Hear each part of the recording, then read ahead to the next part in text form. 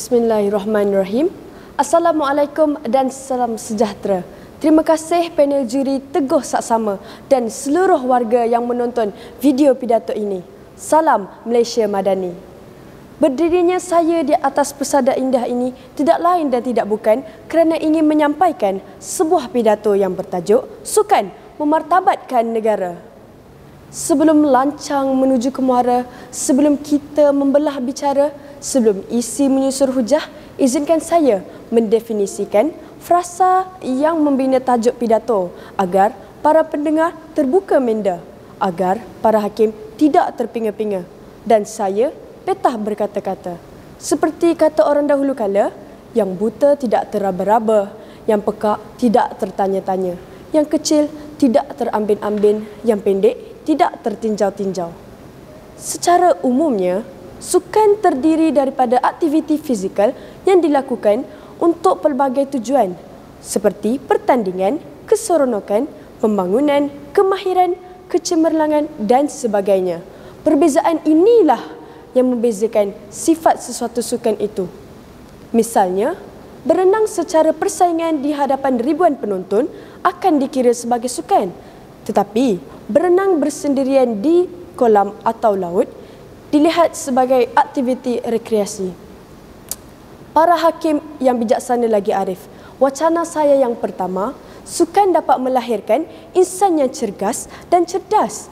Memang tidak disangka lagi bahawa sukan akan melahirkan insan yang cergas dan cerdas. Aktiviti sukan melibatkan pergerakan anggota badan yang dapat menguatkan sendi-sendi dan otot-otot tubuh. Lemak yang termendap dalam badan dapat digunakan untuk menjana tenaga. Aktiviti sukan juga dapat membantu proses perpeluhan dan menghilangkan panas badan. Dengan ini, seseorang akan dapat menghindarkan masalah penyakit kronik seperti sakit jantung dan diabetes. Dengan badan yang sihat, kita dapat menumpukan perhatiannya sepenuhnya terhadap pekerjaan dan pelajaran. Lantas, kemajuan dan kemakmuran sebuah negara akan dicapai. Para pendengar yang saya hormati, dalam pada itu, sukan juga mampu menjadi kerjaya seseorang. Sukan berkemampuan menjadi sebuah industri yang mampu menarik pelaburan serta menjadi hiburan kepada masyarakat. Sebagai contoh, sukan bola sepak di benua Eropah dan sukan bola keranjang di Amerika Syarikat yang menjaya menjana keuntungan dari hak-hak penyiaran di televisyen dan media massa.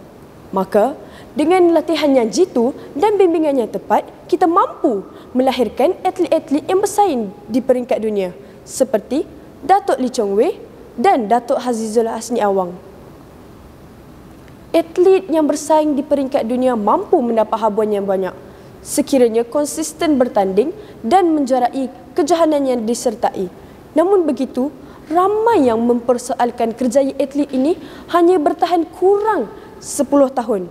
Mereka sebenarnya berpeluang besar dalam mencari kerjaya yang sesuai seperti menjadi jurulatih, komentator sukan dan juga menyambung pelajaran dalam sains sukan sekaligus dapat membantu dalam perkembangan industri sukan negara. Lebih-lebih lagi, aktiviti sukan juga mampu memupuk semangat setiakawan dalam diri masing-masing. Di sini, kita dapat lihat bahawa sistem pendidikan kita telah menerapkan perkara ini sejak di bangku sekolah lagi. Pelibatan seseorang dalam aktiviti sukan secara berpasukan seperti permainan hoki dan bola jaring dapat membentuk dan menambah nilai berpasukan dalam mencari kemenangan ke atas pihak lawan.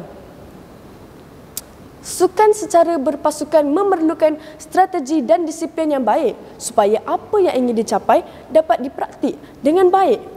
Secara tidak langsung, semangat setiakawan, kerjasama dan kekitaan akan timbul dan menjadi senjata penting dalam mencapai kemenangan dalam aktiviti sukan yang disertai. Aktiviti sukan meletakkan kemenangan dan kegagalan pada perspektif yang betul. Ideologi sosial aktiviti sukan ialah pembinaan sahsiah dan pembangunan keseimbangan emosi. Melalui sukan, kita dapat mempelajari apa itu kemenangan dan apa itu kekalahan. Oleh itu, sikap bertolak ansur dapat dilahirkan. Kepribadian yang unggul juga dapat dilahirkan kerana sukan boleh menghasilkan semangat yang positif dan ingin berjaya serta perjuangan yang kuat. Selain itu, kegiatan sukan juga boleh membentuk tingkah laku disiplin dalam kalangan anggota seseorang individu. Ini adalah kerana setiap permainan mempunyai peraturan tersendiri yang harus dipatuhi oleh setiap peserta yang terlibat. Sukan sebagai alat perpaduan dan perpaduan antarabangsa. Malaysia terdiri daripada berbagai kaum dan kumpulan etnik. Aktiviti sukan melibatkan pelbagai etnik, menyediakan peluang untuk bekerjasama dan saling memahami di samping mengeratkan hubungan antara satu sama lain.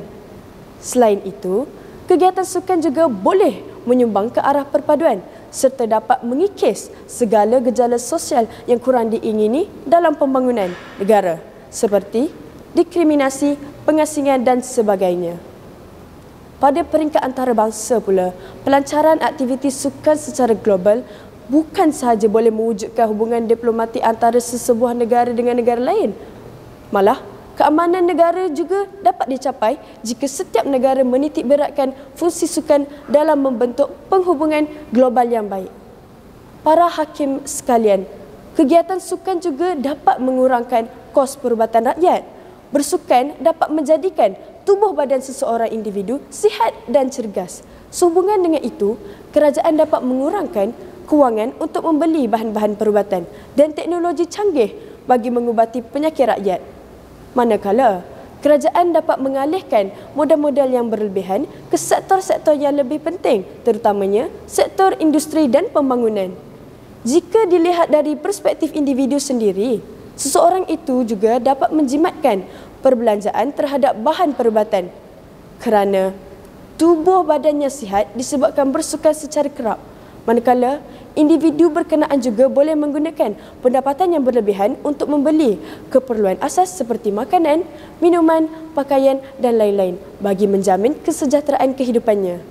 Secara tuntasnya, aktiviti sukan penting bukan sahaja untuk melahirkan anggota masyarakat yang berkualiti, tetapi juga dapat membantu pembangunan negara. Seterusnya, meningkatkan imej negara. Menyedari kepentingan inilah, setiap anggota masyarakat harus menjinakkan diri dengan sukan yang sesuai dengan minat, kebolehan dan keupayaan masing-masing. Sehubungan dengan itu, usaha untuk meningkatkan kesedaran orang ramai agar bersukan hendaklah dilaksanakan dari semasa ke semasa. Matlamat ini akan tercapai jika kita menghayati cogan kata, majulah sukan untuk negara. Jadi benarlah bahawa sukan memartabatkan negara. Sekadar inilah hujah saya pada hari ini. Seandainya terkasar bahasa, maaf saya pinta. Sekian, terima kasih.